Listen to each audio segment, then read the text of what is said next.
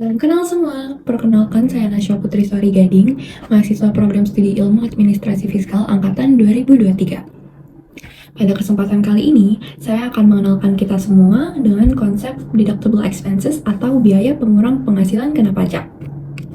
Pada hakikatnya, deductible expenses atau biaya pengurang penghasilan kena pajak ini ada untuk memberi kemudahan bagi wajib pajak untuk melunasi utang pajak mereka. Namun, pengetahuan tentang deductible expenses sampai saat ini masih perlu disosialisasikan, terutama kepada wajib pajak baru, agar mereka dan kita semua tahu bahwa ada regulasi yang mengatur deductible expenses untuk memberi kemudahan kita sebagai wajib pajak. Yuk, sama-sama kita simak.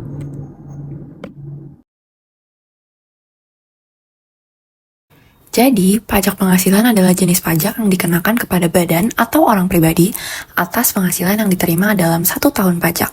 Nah, apa sih sebenarnya penghasilan itu? Menurut Pasal 4 Undang-Undang Nomor 36 Tahun 2008 tentang pajak penghasilan, disebutkan bahwa yang menjadi objek pajak penghasilan adalah penghasilan, yaitu setiap tambahan kemampuan ekonomis yang diterima atau diperoleh wajib pajak, baik yang berasal dari Indonesia maupun dari luar Indonesia, yang dapat dipakai untuk konsumsi atau untuk menambah kekayaan wajib pajak yang bersangkutan dengan nama dan dalam bentuk apapun. Sadar maupun tidak, saat membayar pajak, wajib pajak pasti merasakan beban karena harus mengeluarkan uang mereka untuk melunasi utang pajak yang mereka miliki. Beban ini disebut sebagai cost of taxation, yaitu beban yang ditanggung wajib pajak untuk melaksanakan hak dan kewajiban pajak mereka. Cost of taxation terbagi menjadi 3, yaitu compliance cost, administrative cost, serta avoidance cost. Pada pembahasan kali ini, kita akan berfokus pada compliance cost atau beban kepatuhan. Dalam konsep compliance cost ini, sifat pajak yang memaksa akan mendorong wajib pajak untuk mengeluarkan uang, waktu, dan mental wajib pajak untuk melunasi utang pajak.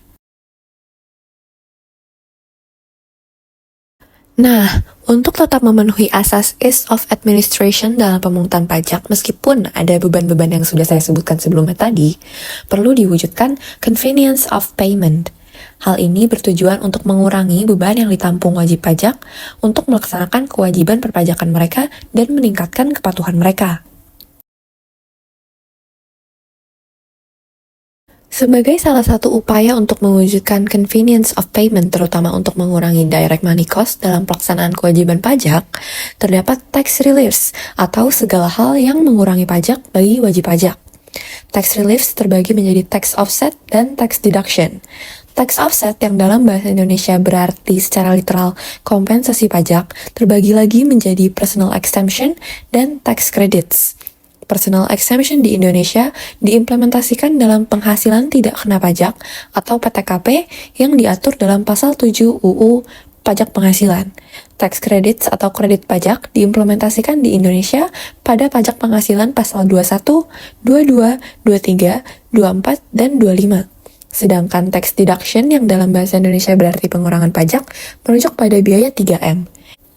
Deductible expenses atau biaya pengurang penghasilan kena pajak yang merupakan topik pembahasan kita hari ini jatuh dalam kategori tax relief yang satu ini, yaitu tax deduction.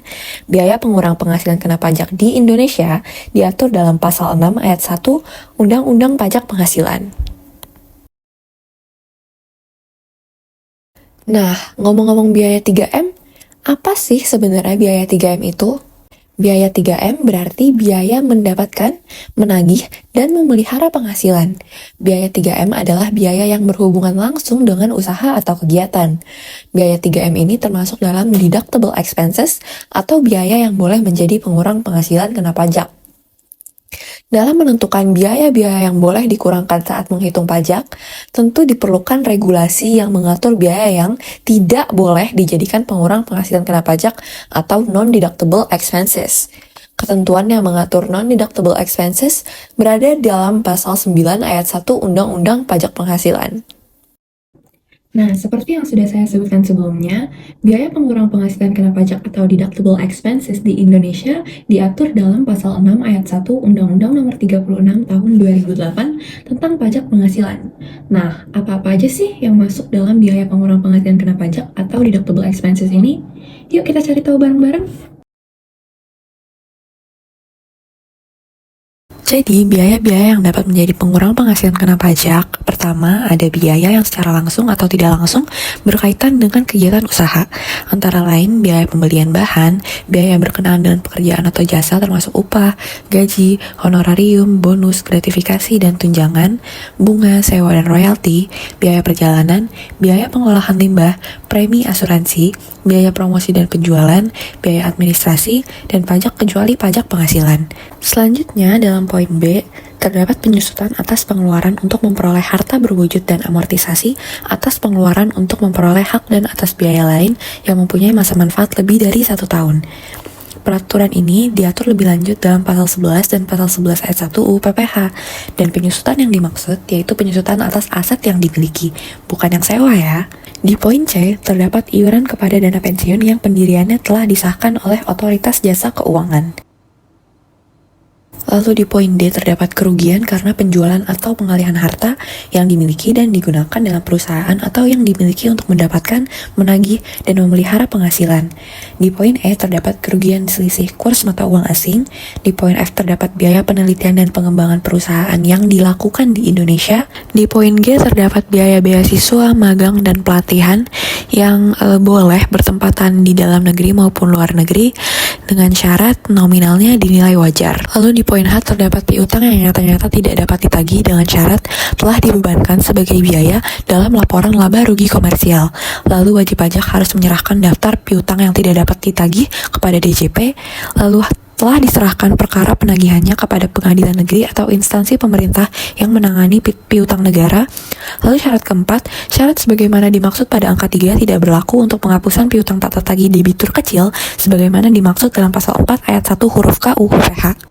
Di poin I terdapat sumbangan dalam rangka penanggulangan bencana nasional yang ketentuannya diatur dengan peraturan pemerintah. Di poin J terdapat sumbangan dalam rangka penelitian dan pengembangan yang dilakukan di Indonesia. Di poin K terdapat biaya pembangunan infrastruktur sosial. Di poin L terdapat sumbangan fasilitas pendidikan, dan di poin M terdapat sumbangan dalam rangka pembinaan olahraga. Nah, dalam konsep deductible expense ini terdapat deductibility taxability principle, di mana apabila bagi pemberi penghasilan itu dianggap sebagai biaya dan boleh dikurangkan, maka bagi penerima penghasilan akan dianggap sebagai penghasilan dan akan terutang. Lawannya terdapat non-deductibility non-taxability principle, di mana apabila bagi pemberi penghasilan itu dianggap bukan biaya dan tidak boleh dikurangkan, maka bagi penerima penghasilan akan dianggap bukan penghasilan dan tidak terutang. Sebagai contoh, poin N, biaya penggantian dan atau imbalan yang diberikan dalam bentuk natura dan atau kenikmatan. Poin N dalam pasal 6 ayat 1 UPPH ini tadinya diatur sebagai non-deductible expense pada pasal 9 ayat 1 UPPH. Namun setelah harmonisasi peraturan perpajakan, natura akhirnya dimasukkan dalam daftar biaya-biaya yang dapat menjadi pengurang penghasilan kena pajak atau deductible expense. Jadi, itulah biaya-biaya yang termasuk dalam deductible expenses. Dalam koreksi fiskal nanti, biaya-biaya yang termasuk dalam deductible expenses akan dijadikan pengurang penghasilan neto. Sedangkan biaya-biaya yang termasuk dalam non-deductible expenses pasal 9 ayat 1 UU PPH akan dikoreksi positif dan tidak dijadikan pengurang penghasilan neto untuk mencari penghasilan kena pajak. Jadi gimana nih teman-teman, sudah paham belum tentang konsep biaya pengurang penghasilan kena pajak atau deductible expenses ini? Semoga teman-teman semua sudah paham dan dapat mengaplikasikan konsep biaya pengurang penghasilan kena pajak ini saat menghitung pajak penghasilan kalian nanti ya.